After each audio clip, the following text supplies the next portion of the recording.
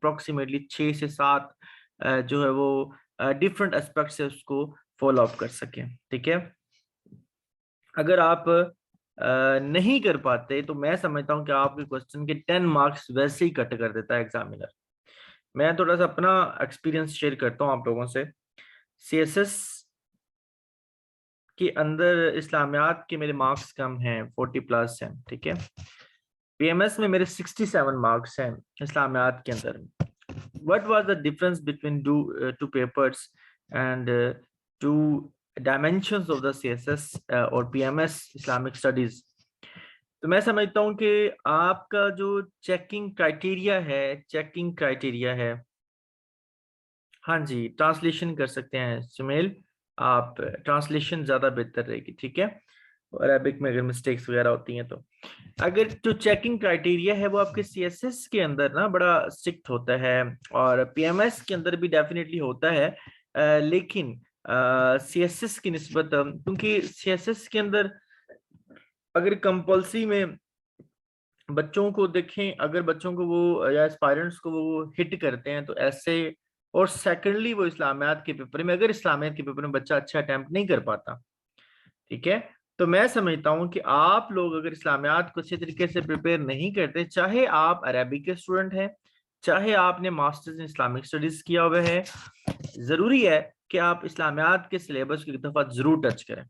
इंशाल्लाह 15 डेज का ये हमारा एक बैच है और 15 डेज के अंदर हमने इस्लामियात के कोर्स को कंप्लीट करना है। चूंकि 80 और 85% हम पाकिस्तान अफेयर्स और करंट अफेयर्स का सिलेबस कर चुके हैं अपनी पिछली क्लासेस के अंदर।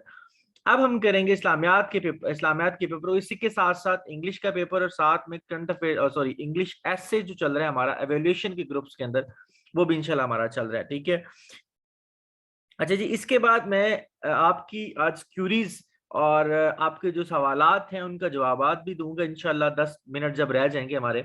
और इसी के साथ साथ मैं आपको बताता जाऊं कि आपके पास इस्लामियात का पेपर अटेम्प्ट करने के लिए 3 घंटे होते हैं, जो कि 4 सवालात होते हैं। आपके सीएसएस के अंदर 20 एमसीक्यूज होते हैं, जो आपने 8 में से 4 सवाल करने होते हैं और आपने 20 एमसीक्यूज करने होते हैं सीएसएस के पेपर में। पीएमएस के अंदर सारे के सारे जो हमारे पास 4 सवाल होते हैं, 7 सवालों में से 4 करने होते हैं और 20 नंबर के वहां भी एमसीक्यूज होते हैं।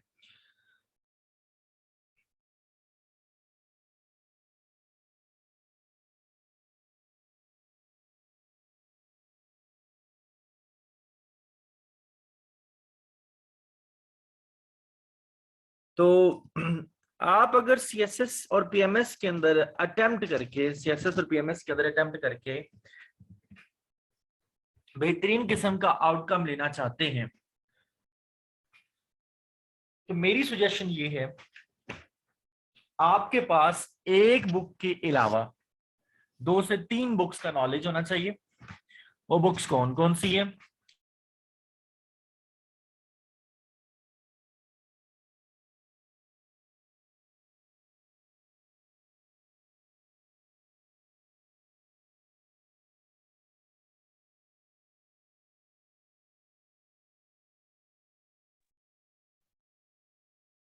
अच्छा, आई थिंक सिग्नल्स प्रॉब्लम्स की वजह से क्लास थोड़ी सी डिस्टर्ब हो गई थी।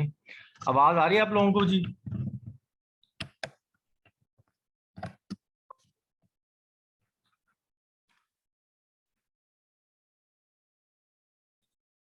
अच्छा जी, देखिए, आपने सबसे पहले जी सबसे इंपॉर्टेंट चीज जो करनी है सीएसएस के पेपर के अंदर, आपका जी सवाल, सबसे पहला सवाल कि सर जी पेपर कितने पेजेस का होना चाहिए? आपका एक सवाल कितने पेपर का होना, पेजेस का होना चाहिए? ये बड़ा ही एक अहमकाना सा सवाल है। मैं समझता हूं कि कभी भी एक मिच्योर एस्पायरेंट ऐसा सवाल नहीं करता। Mind it. कैसे? आप समझते हैं कि सर जी आपने एमएससी की हुई है, बीएससी की हुई है, एमए किया हुआ है, बीए किया हुआ है, तो आप ये कैसे भूल सकते हैं कि एक अच्छा सवाल 20 नंबर का कितने पेजेस का होना चाहिए?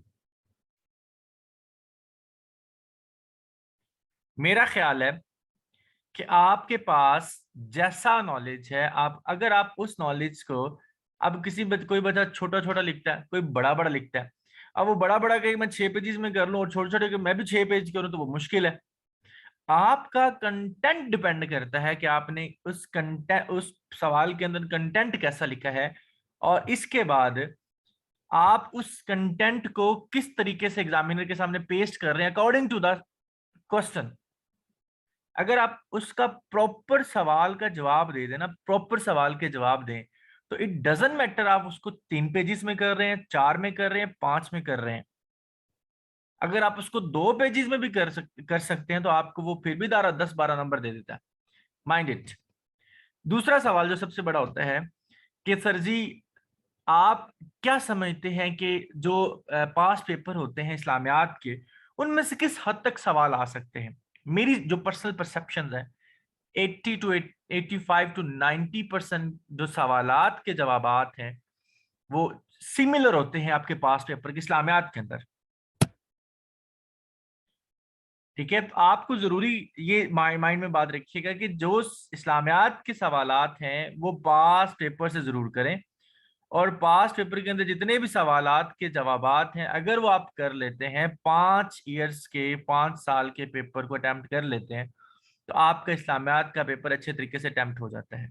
दूसरी बात कि सर जी, अहादीस अरेबिक में नहीं आती तो क्या हम उन्हें उर्दू में कर सकते हैं? डेफिनेटली आप अरेबिक की बजाय उर्दू में कर सकते हैं। अगर आप इस्लामियात मास्टर्स किया हुआ है, अरेबिक के स्टूडेंट हैं, तो आप अरेबिक को लिख सकते हैं, अच्छा लिख सकते हैं। हाँ, आपने बहुत अच्छा टाइम दिया हुआ इस्लामिक स्टडीज को तो आप अरेबिक लिख सकते हैं। लेकिन अगर आप अरेबिक में मिस्टेक करते हैं और वो मिस्टेक आपकी प्रोमिनेंट होती हैं तो आपका इंप्रेशन बुरा पड़ता है। उससे बेहतर है कि आप जस्ट अहादीस की, आप जो आयात हैं, आप उनका जस्ट तर्जुमा लिखें और उनका हवाला दे दें, वो ज्यादा बेहतर होता है। ठीक है, कौन से जो है वो लिया हुआ है टॉपिक से, लिया कौन सी सूरह से लिया हुआ है, कौन सी आयात है, या कौन सी अहादीस किस जो है वो सहाबा कराम ने उसको मतलब कि पेश किया है। ये इंपॉर्टेंट चीज। दूसरा, इसके बाद जो तीसरा सवाल आता है, मैं सारी सवाल पहले इसलिए बता रहा हूँ कि सवाल आपने करने। तीसरा सवाल, चौथा सवाल आता है एस्पायरेंट्स का, सर जी क्या हम 70+ मार्क्स ले सकते हैं इस्लामियात के अंदर? मेरे जिस नियर टू 70 आए हुए हैं, मैं आपको बता रहा हूँ पीएमएस के अंदर 67 मार्क्स मेरे हैं। तो डेफिनेटली, और हाँ, तो इम्पोर्टेंट बात कि पीएमएस के अंदर एक सवाल मैंने आधा स्किप किया था अभी, मुझे याद है, टाइम थोड़ा सा, मैं टाइम, वो मेरे सबसे पहली अटेम्प्ट थी मेरी, और मिस मैनेजमेंट की वजह से मैं क्वेश्चन नहीं कर अटेम्प्ट कर पाया था। आधा सवाल मेरा मिस था और फिर भी 67 मार्क्स थे। मैंने कैसे किया था सवाल? मैंने इस तरीके से किया था, ये आपको मैं सारा आगे जो है ना वो डिस्कस करूंगा, आगे बताऊंगा। तो आपको ये बताता जाऊं कि क्लास जो मैंने सवाल अटेम्प्ट किया था वो इस तरीके से किया था कि आप लोग वो समझ जाएं कि आप अगर एक अच्छा सवाल अटेम्प्ट करते हो तो जरूरी है कि साथ में आप उसके अहादीस के और जो कुरानी आयात का जरूर हवाला दें। एक सवाल के अंदर 4 से 5 कुरानी आयात जरूर होनी चाहिए, ये इंपॉर्टेंट बात। दूसरी बात क्या है जी, कि सर जी कितना जो है ना क्वेश्चन को याद रखिएगा, जो इंट्रोडक्टिव पैराग्राफ होता है ना, आप उर्दू में अटेम्प्ट करें या, अच्छा हाँ, सबसे बड़ा सवाल, सर जी इस्लामियत अंग्रेजी में करनी चाहिए या उर्दू में करनी चाहिए? मेरी पर्सनल परसेप्शन ये है कि इस्लामियात आपने जिस जुबान में पढ़ी हुई है, जिस जुबान में आपको लिखना आसान है, जिस जुबान में अहादीस का तर्जुमा आप बेहतरीन लिख सकते हैं, आप इस्लामियात उस जुबान में सॉल्व करें, उस पेपर, आप पेपर को उस जुबान के अंदर अटेम्प्ट करें, उस लैंग्वेज के जरिए अटेम्प्ट करें, वो पैटर्न यूज करें। कुछ बच्चे इस माइंड को लेके जाते हैं, जी मैं इंग्लिश में करता हूँ, अच्छा इंप्रेशन हो जाएगा। कुछ भी नहीं जाता अच्छा इंप्रेशन। मैंने इस्लामियात पीएमएस की भी इंग्लिश में की थी, सीएसएस की इंग्लिश में की थी। जो इंप्रेशन मैं सोच रहा था इस्लामियात का सीएसएस के अंदर पड़ेगा, वो नहीं पड़ा इंग्लिश की वजह से। हाँ, पीएमएस के अंदर मेरा इंप्रेशन जरूर है, लेकिन मैंने अब पिछले दिनों के अंदर सीएसएस की इस्लामियात को उर्दू में पढ़ा है, और मैं समझता हूं कि उर्दू के अंदर हम बेहतरीन अटेम्प्ट कर सकते हैं। देखें, इस्लामियात एक एक ऑप्शन आपके पास, आप उसको उर्दू में अटेम्प्ट करें और बेहतरीन किस्म का अटेम्प्ट करें। और अगर आप उर्दू की बजाय इंग्लिश में अटेम्प्ट करते हैं तो वेल एंड गुड है। हाँ सर जी, इंग्लिश में मार्क्स ज्यादा आते हैं, उर्दू में कम आते हैं, ये जस्ट आप लोगों के माइंड का एक ना, आप लोगों के दिमाग की एक दही है। ऐसा बिल्कुल भी नहीं है, ठीक है। आप लोगों के मार्क्स आपके डेटाबेस पे आने हैं, वो आप जैसा मर्जी लिख लें, उर्दू में लिख लें, इंग्लिश में लिख लें। सबसे इंपॉर्टेंट बात, किसी भी पेपर को अटेम्प्ट करने के लिए आपकी प्रेजेंटेशन बड़ी जबरदस्त होनी चाहिए। वहां पे हाशिए लगाने ना बैठ जाएं, वहां पे मार्जिन लाइन लगाने ना बैठ जाएं, ये बात याद रखिएगा। और आप अगर सपोज वहां पे मार्जिन लाइन बनाना बैठ जाते हैं और ये समझते हैं कि मैं मार्जिन लाइन लगाऊं, तो मैं समझता हूं कि आपका पेपर टाइम वेस्ट होता है। आपको चाहिए कि आप उस मार्जिन लाइन की बजाय, क्योंकि मार्जिन लाइन तो आपकी लगी होती है ना एक साइड पे, वो आप उसी को लेके चलें। अगर नहीं लगी तो आप एक साइड पे मार्जिन लाइन लगाएं। जस्ट वो भी ये है कि पेपर मिलने से पहले जितनी लग सकती, आप कुछ बच्चे, हाँ स्पेशली गर्ल्स क्या करती हैं जी, पूरी शीटें भर लेती हैं पहले मार्जिन लाइन की, उसके बाद जो है ना वो लिखना शुरू कर देती हैं, फिर एंड पे जाके टाइम मैनेजमेंट में प्रॉब्लम आ रही होती है। हाँ जी ठीक है, बहुत अच्छा हो सकता है, सबा उर्दू में बड़ा अच्छा हो सकता है।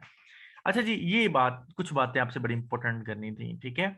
आपने सवाल जो इस्लामियात के पेपर को आप अटेम्प्ट कर सकते हैं, मैं आपको उर्दू में भी पढ़ाऊंगा और साथ में इंग्लिश में भी पढ़ाऊंगा इस्लामियात। हमारा 15 डेज का क्रैश कोर्स है। इसमें जो है ना वो एवेल्यूशन ग्रुप भी शामिल है। कोई बच्चा ज्वाइन करना चाहता है तो उसकी, आपको पता है कि 2000 फीस है जस्ट पर सब्जेक्ट की।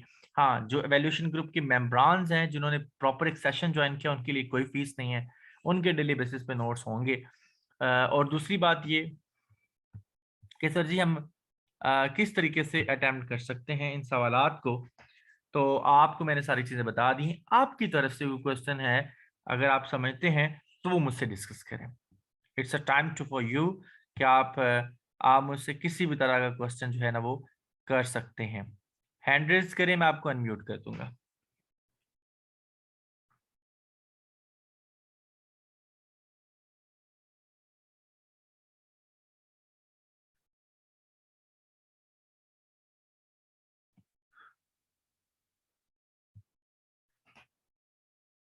जी हेलो, अस्सलाम वालेकुम सर। जी जी, वालेकुम अस्सलाम। आप कैसे हैं सर? ठीक है। हाँ जी, अल्लाह का शुक्र, आप सुनाएं। सर,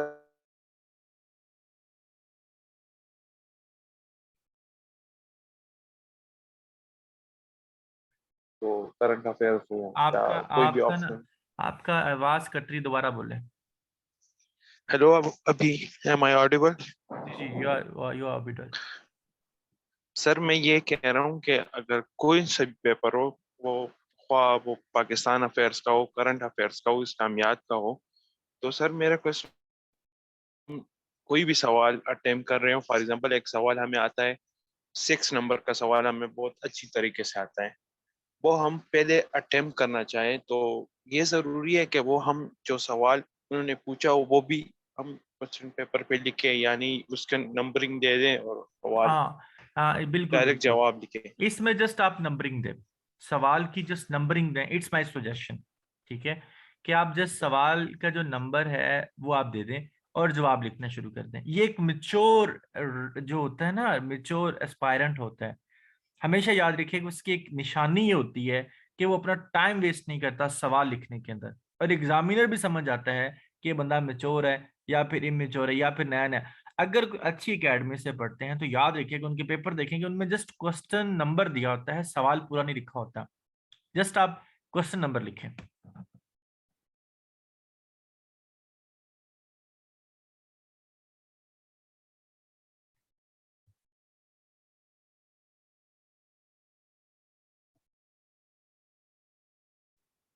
जी अस्मा बोले।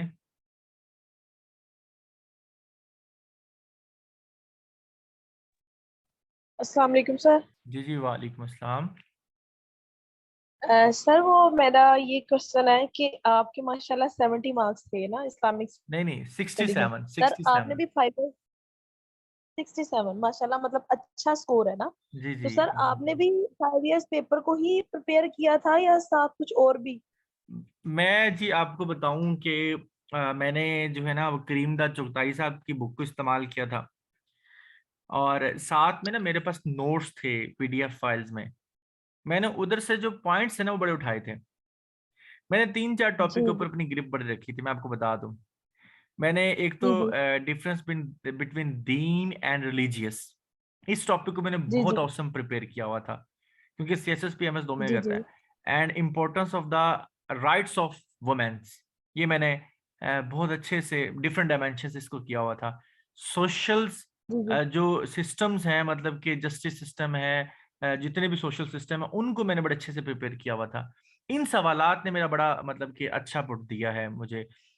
ठीक है, तो मैं समझता हूँ जी कि जी आप ना कुछ ऐसे सवाल जो बार बार रिपीट हो रहे हैं उनको अच्छे तरीके से प्रिपेयर कर लें। वो आप डिफरेंट जो है ना बुक से प्रिपेयर कर लें, डिफरेंट नोट से कर लें। हाँ, एक और बात, एस्पायरेंट्स कभी भी एक बुक फॉलो ना करें। जी एक सर। ही तरह का मटेरियल जो होता है वो आपके एग्जामिनर के अंदर आपका इमेज ऐसा बनाता है कि आप जो है ना क्रैमिंग करके आए। जो क्रैमिंग होती है ना वो एस्पायरेंट के लिए फायदेमंद नहीं साबित होती। ठीक है, आपका जी क्वेश्चन जो सर। होना चाहिए वो बाकियों के क्वेश्चन से डिफरेंट होना चाहिए। जी सर, थैंक यू सर। जी, ठीक है। इसके अलावा कोई क्वेश्चन करना चाह रहे हो जी?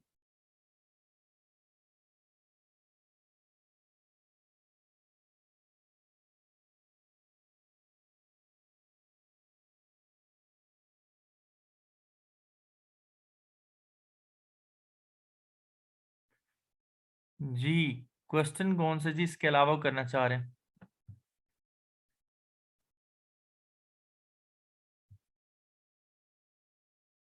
हैंड रेज करें जी आप।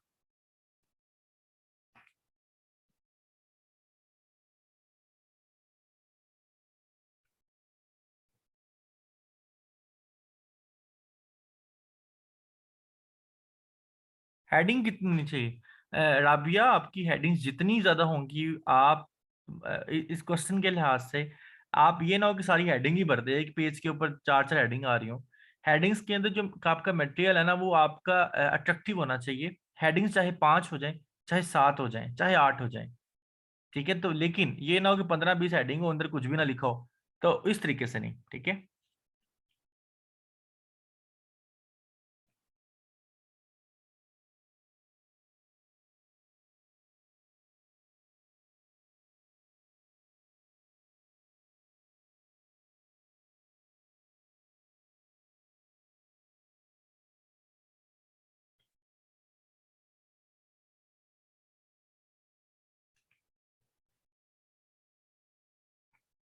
हाँ, ट्रांसलेशन करते हुए हवाला भूल जाए तो हवाला ना लिखें।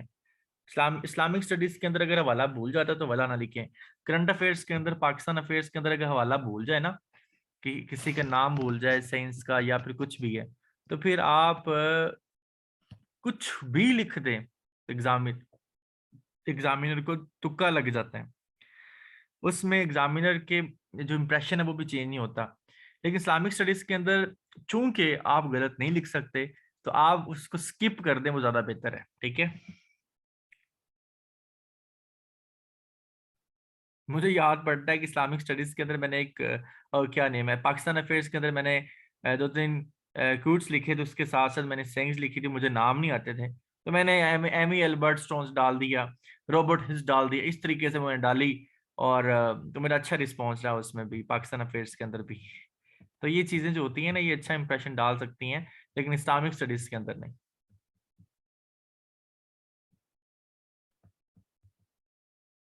हाँ, ये क्वेश्चन पे डिपेंड करता है सुमील अजीज, कि ये क्वेश्चन जो होता है ना बेसिकली, ये वही से रिलेटेड भी आपका क्वेश्चन, और वही से रिलेटेड भी क्वेश्चन है, और इस्लामियात, इंपॉर्टेंस ऑफ द जो है ना इस्लाम, इसमें भी क्वेश्चन आ सकता है कंपैरिजन के लिहाज से।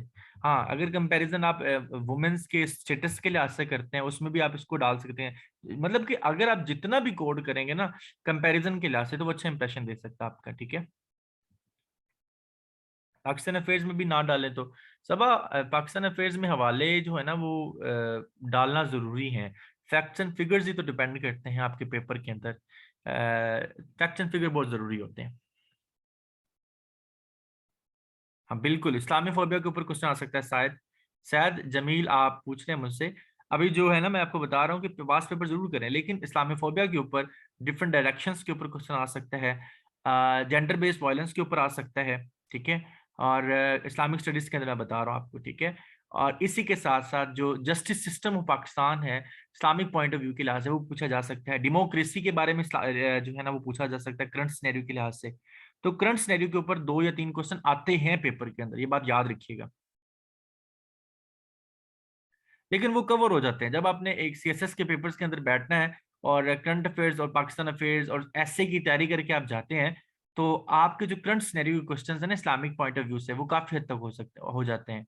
और जो वर्सेस होती हैं वो डेफिनेटली आपको पहले आती होती हैं, वो आप 2-3 का हवाला दे के अपने क्वेश्चन की स्ट्रेंथ को उसकी वर्थ को मजबूत कर सकते हैं।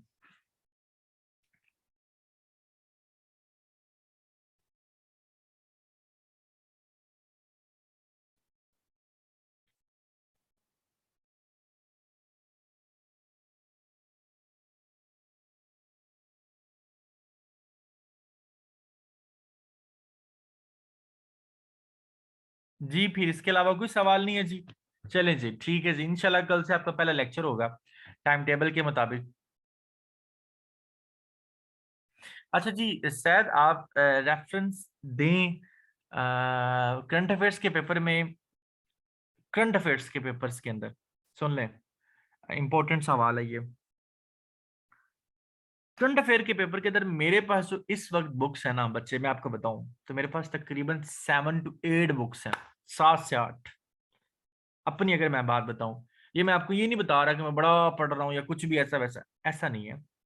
मतलब एक ही टॉपिक को काफी जगह से लिखना पड़ता है। अब मुझे याद पड़ता है कि पहले साल के अंदर, पहले साल जब मैंने 2020 के अंदर सीएसएस की तैयारी की थी, और मैं मुझे याद पड़ता है कि मैंने तकरीबन 35 से 40 हज़ार की बुक्स ली थी। और जो बुक्स ली थी उसमें मुझे मुझे दरअसल मेरे पास बुक्स ही थी, उनको मुझे कंज्यूम करना नहीं है, यूटिलाइज करना नहीं है। लेकिन अब मैं समझता हूँ कि आपके पास बुक्स इसलिए होनी चाहिए, अगर आपके पास पीडीएफ फाइल्स है ना वो भी बेहतर है, आप पीडीएफ फाइल्स का भी सहारा ले सकते हैं। पीडीएफ फाइल्स को इस्तेमाल करके भी आप अच्छी जो है ना वो काबिश कर सकते हैं क्वेश्चन के अंदर। करंट अफेयर्स अगर आपको आता है ना, याद रखिएगा, सुन रहे हैं मेरी बात, ध्यान से सुनिएगा, बात बड़ी कमाल की कहने लगा हूं मैं, सुने। हेलो, हेलो, हेलो, सुन रहे हैं मेरी बात? ऐसे नहीं ना, मुझे रिस्पॉन्ड करे जी। अभी बड़े बच्चे पढ़े हुए, हाँ अभी और यस, गल मेरी ध्यान नाल सुननी है कि अगर आपको करंट अफेयर्स आता है ना, अगर आपको करंट अफेयर्स जो है वो ग्लोबल, इंटरनेशनल जिसे हम कहते हैं, एंड नेशनल अफेयर्स आते हैं, तो आपका 50% सीएसएस हो जाता है। बात याद रखिएगा। आपका जेंडर स्टडी, इंटरनेशनल रिलेशन तो है ही उस पे ना, political science, governance and public policies, आपका क्रिमिनोलॉजी, आपका यूएस हिस्ट्री, ये पेपर्स के अंदर 2-2 3-3 सवाल जरूर करंट अफेयर्स के होते हैं। अगर आपको करंट अफेयर्स आता है ना, करंट अफेयर्स आता है पिछले 2 साल का, सर जी कितना करना चाहिए? करंट अफेयर्स करना चाहिए आज से पिछले 2 साल तक का, बस उसे हम कहते हैं करंट अफेयर्स। और उससे पीछे चले जाए तो वो पाकिस्तान अफेयर्स में शामिल हो जाता है, अगर वो पाकिस्तान से रेलिवेंट है तो। करंट अफेयर्स जो होता है वो जस्ट एक साल, 1.5 साल और 2 साल पुराना होता है। सर जी क्या अभी आज को काम हो रहा है और 12 मई को पेपर है, 12 मई को पेपर में आज का काम आ सकता है? तकरीबन 10% चांसेस है उसके, जस्ट सिर्फ 10%। मैक्सिमम आपकी अप्रोच होगी, मतलब अब सर जी हुकूमत चेंज होगी, असम्बलियां टूट गई हैं, क्या करें? हाँ आ सकता है क्वेश्चन, मतलब the economical challenges for the current governance, current government after the Imran Khan policies, ठीक है। तो या फिर इस तरह क्वेश्चन आ सकता है कि are you sure that policies of Imran Khan remains the same as PTI government in the current government? तो पॉलिसीज क्या सेम रहेंगी वो जो अब पहले थी वो अब ऐसे ही, मतलब जैसे कि सेहत कार्ड है, ये चीजें शामिल हैं, ये क्वेश्चन आ सकते हैं। हाँ तो आप, हाँ एक और चीज मैं सुजेस्ट करता हूँ आपको, ये बात याद रखिएगा कि आपको हर पेपर में इन सवालों का सामना करना पड़ेगा। आपके इकोनॉमी इतनी स्ट्रांग होने चाहिए, इतनी स्ट्रांग होने चाहिए कि इकोनॉमी के लिहाज से आपको पूरा बजट आता हो। इस पेपर के अंदर इकोनॉमी के लिहाज से आपको पूरा बजट आता हो, पेंडेमिक के बाद इकोनॉमी की सिचुएशंस आती हो, आपके फैक्ट्स एंड फिगर्स क्लियर होने चाहिए, ठीक है। इकोनॉमी के लिहाज से आपको पहला पहला इकोनॉमी के लिहाज से। दूसरा, democracy, very important and overwhelming topic for the CSS 2022 and also for the PMS 2022, ठीक है। डेमोक्रेसी, ठीक है। और ये डेमोक्रेसी को डिफरेंट डायमेंशन से करना है, गवर्नेंस के लिहाज से भी कर लें इसको, ठीक है। मैं करवाऊंगा आपके ऐसे, मैं खुद करवाऊंगा। मैं माशा मसरूफियात में हाँ शामिल है। मैं PMS में क्लियर हूँ, ऐसे के अंदर, CSS के अंदर नहीं है। तो जरूरी नहीं है कि बंदा क्लियर हो तो बंदा करवा सकता है। मैं आपको करवाऊंगा तो आपको फील होगा, you feel the difference between the two जो आपके मेंटोर्स हैं, उनमें डिफरेंस फील करेंगे आप। इंशाल्लाह आप फील करेंगे कि आपने ऐसे किया है। चाहे कल को अल्लाह करे मेरा पास होगा, मेरा ना भी पास हो लेकिन मेरे स्टूडेंट्स का जरूर पास हो जाएगा। मैं आपको लिख के दे सकता हूँ इंशाल्लाह। मैं, मेरी बात तो बात के अलावा करे सबका हो जाए।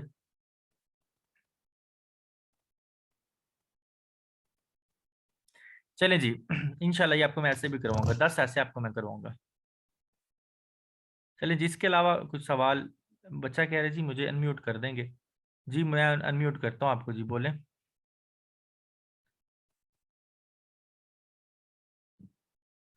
मुझे रिक्वेस्ट करें, मैं आपको अनम्यूट करता हूँ।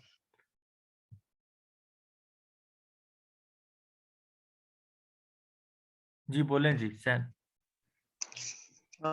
सर मैं ये कह रहा था, पहले तो आपको बहुत बहुत शुक्रिया, आपने बहुत अच्छा अच्छा मैट्रिक्स की, आपको कामयाब करें।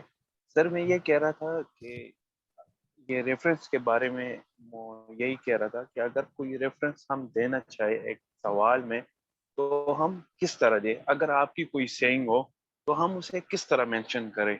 अगर कोई कोटेशन हो या कोई बुक के रेफरेंस हो या आर्टिकल हो, तो बंदा देखिए, वो रेफरेंस देते हैं, हाँ ये फला बंदे की सेइंग है, तो हम वो किस तरह मेंशन करें? ये मेरा एक क्वेश्चन है सर। मैं आपको ना लिख देता हूँ, मैं आपको बताता हूँ जी। देखिए मैं आपको लिख के बताता हूँ, ठीक है। फॉर एग्जाम्पल मैं इकोनॉमी के ऊपर साइन देना चाह रहा हूँ, कोई भी।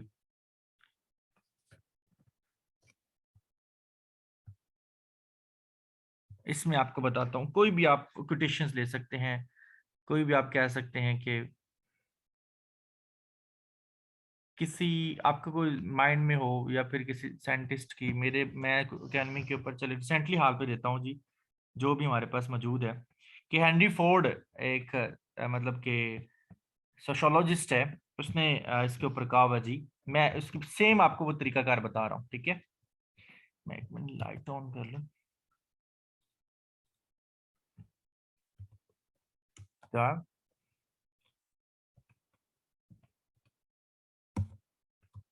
there is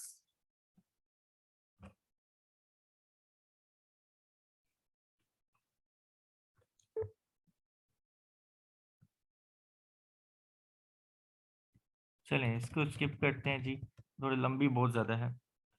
the hardest thing in the world to understand is the income tax. Income tax के ऊपर आप दे सकते हैं, ठीक है जी। The hardest thing in the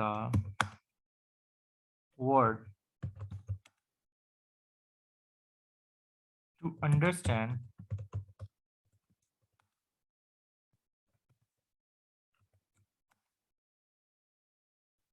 income tax, ठीक है। ये मैंने आपको एक सेइंग लिखी है, ठीक है। यहाँ पे मुझे ना मिल नहीं रहा।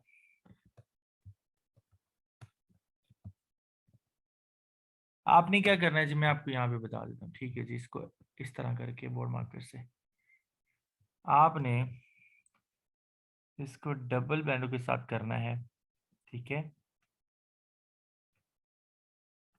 और यहाँ पे आपने पुट कर देना है उसका नेम, ठीक है। ये आपने याद रखें इस हिस्से पे। जैसे कि फॉर एग्जांपल ये अल्बर्ट आइंस्टाइन ने कहा है, तो आप यहाँ पे अल्बर्ट आइंस्टाइन की जो सेइंग है उसको आप इस तरीके से पुट कर सकते हैं इस जगह पे। आपने बेटा ये वाला जो मैं अपना तरीका बता रहा हूं, ये वाला आपने लिखना है पेन से।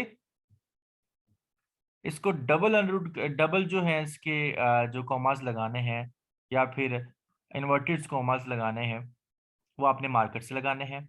ये वाला जो नेम है जिसकी सेइंग है उसको आपने मार्कर से लिखना है, ठीक है। और इसके ऊपर भी एक लाइन छोड़नी है और इसके नीचे भी एक लाइन छोड़नी है, और यहां से नेक्स्ट आपने स्टार्ट कर देना और इसके ऊपर भी एक लाइन छोड़ी हो, मतलब प्रोमिनेंटली ये वाजे हो रही हो, ये प्रोमिनेंटली जो चीज है ना ये वाली वाजे हो रही हो आपकी, तब आपकी जो है सेइंग्स प्रोमिनेंटली आपको एग्जामिनर तक पहुंच जाती है, ठीक है। इसके अलावा जी चलें जी, ठीक है जी, वेल एंड गुड, बहुत अच्छा सेशन था जी आप लोगों के साथ। रस्तू की भी दे सकते हैं आप जी। ओके जी, गुड लक, अपना ख्याल रखिएगा। कल से इंशाल्लाह इस्लामिक स्टडी का क्रैश को स्टार्ट करते हैं। किसी ने अगर ज्वाइन करना हो एवेल्यूशन सेशन वो भी ज्वाइन कर सकता है, और अगर लेक्चर्स वगैरह ज्वाइन करें तो लेक्चर्स आपको मिल ही रहे हैं, तो आप इसमें लेक्चर्स भी ले सकते हैं। थैंक यू सो मच जी, गुड लक।